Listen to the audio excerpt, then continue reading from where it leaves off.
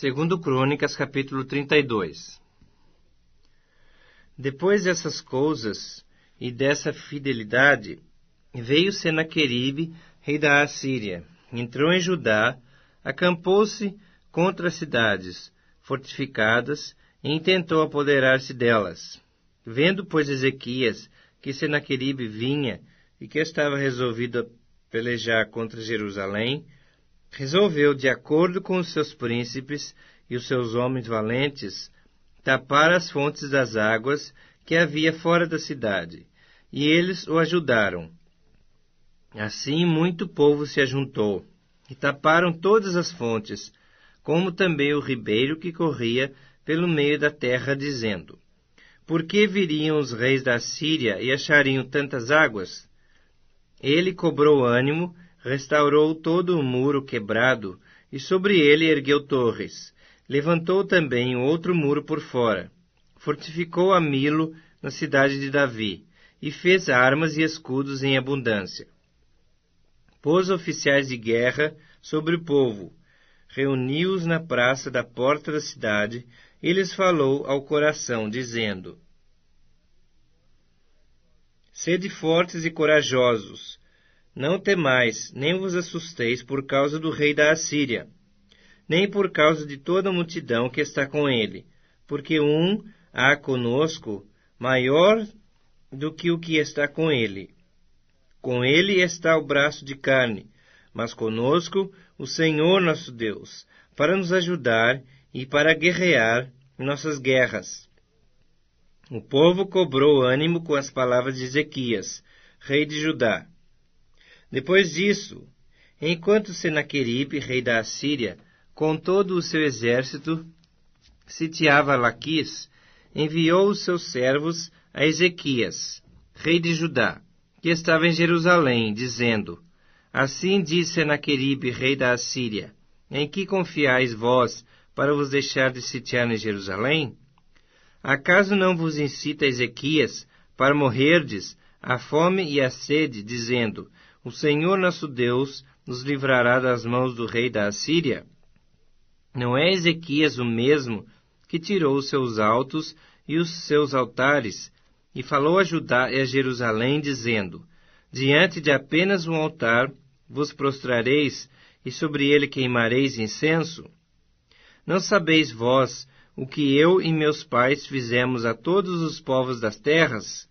Acaso puderam de qualquer maneira os deuses das nações daquelas terras livrar o seu país das minhas mãos?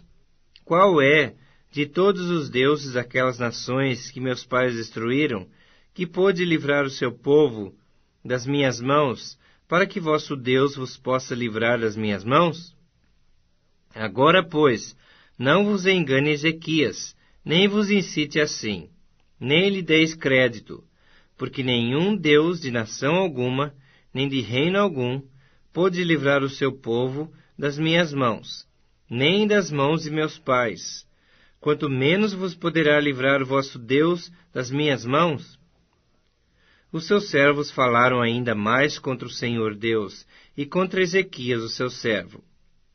Senaqueribe escreveu também cartas para blasfemar do Senhor Deus de Israel, e para falar contra ele, dizendo: Assim como os deuses das nações de outras terras não livraram o seu povo das minhas mãos, assim também o Deus de Ezequias não livrará o seu povo das minhas mãos. Clamaram os servos em alta voz em judaico contra o povo de Jerusalém, que estava sobre o muro, para os atemorizar e os perturbar, para tomarem a cidade. Falaram do Deus de Jerusalém como dos deuses dos povos da terra, obras das mãos dos homens. Porém, o rei Ezequias e Isaías, o profeta, filho de Amós, oraram por causa disso e clamaram ao céu. Então o Senhor enviou um anjo que destruiu a todos os homens valentes, os chefes e os príncipes do arraial do rei da Assíria. E este, com o rosto coberto de vergonha, voltou para sua terra. Tendo ele entrado na casa de seu Deus, os seus próprios filhos ali o mataram à espada. Assim livrou o Senhor a Ezequias e aos moradores de Jerusalém, das mãos de Senaqueribe, rei da Síria, e das mãos de todos os inimigos, e lhes deu paz por todos os lados. Muitos traziam presentes a Jerusalém, ao Senhor, e coisas preciosíssimas a Ezequias, rei de Judá. De modo que depois disto foi enaltecido à vista de todas as nações. Naqueles dias adoeceu Ezequias mortalmente. Então orou ao Senhor, que lhe falou e lhe deu um sinal. Mas não correspondeu Ezequias aos benefícios que lhe foram feitos, pois o seu coração se exaltou, pelo que houve ira contra ele e contra Judá e Jerusalém. Ezequias, porém, se humilhou por se ter exaltado seu coração, ele e os habitantes de Jerusalém, e a ira do Senhor não veio contra eles, nos dias de Ezequias. Teve Ezequias riquezas e glória em grande abundância. Proveu-se de tesourarias para prata, ouro, pedras preciosas, especiarias, escudos e toda a sorte de objetos desejáveis. Também de armazéns para a colheita do cereal, do vinho e do azeite, e de estrebarias para toda espécie de animais, e de redis para os rebanhos. Edificou também cidades, e possuiu ovelhas e vacas em abundância, porque Deus lhe tinha dado muito numerosas possessões. Também o mesmo Ezequias tapou o manancial superior das águas de Giom, e as canalizou para o ocidente da cidade de Davi. Ezequias prosperou em toda a sua obra. Contudo, quando os embaixadores dos príncipes de Babilônia lhe foram enviados para se informarem do prodígio que se dera naquela terra, Deus o desamparou, para prová-lo e fazê-lo conhecer tudo o que lhe estava no coração. Quanto aos mais atos de Ezequias e às suas obras de misericórdia, eis que estão escritos na visão do profeta Isaías, filho de Amós, e no livro dos reis de Judá e de Israel. Descansou Ezequias com seus pais, e o sepultaram na subida para os sepulcros dos filhos de Davi. E todo o Judá e os habitantes de Jerusalém lhe prestaram honras na sua morte. E Manassés, seu filho, reinou em seu lugar. Segundo Crônicas, capítulo 33. Tinha Manassés 12 anos de idade quando começou a reinar, e 55 anos reinou em Jerusalém. Fez o que era mal perante o Senhor, segundo as abominações dos gentios que o Senhor expulsara de suas possessões, de diante dos filhos de Israel. Pois tornou a edificar os altos que Ezequias, seu pai, havia derribado. Levantou altares aos Baalins, fez postes ídolos e se prostrou diante de todo o exército dos céus, e o serviu. Edificou altares na casa do Senhor, da qual o Senhor tinha dito: em Jerusalém porei o meu nome para sempre. Também edificou altares a todo o exército dos céus nos 2 átrios da casa do Senhor, e queimou seus filhos como oferta, no vale do filho de Inom.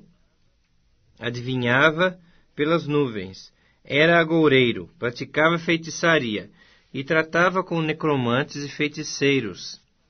Prosseguiu em fazer o que era mal perante o Senhor, para o provocar a ira. Também pôs a imagem de escultura do ídolo que tinha feito na casa de Deus, de que Deus dissera a Davi e a Salomão seu filho: nesta casa e em Jerusalém, que escolhi de todas as tribos de Israel, porei o meu nome para sempre.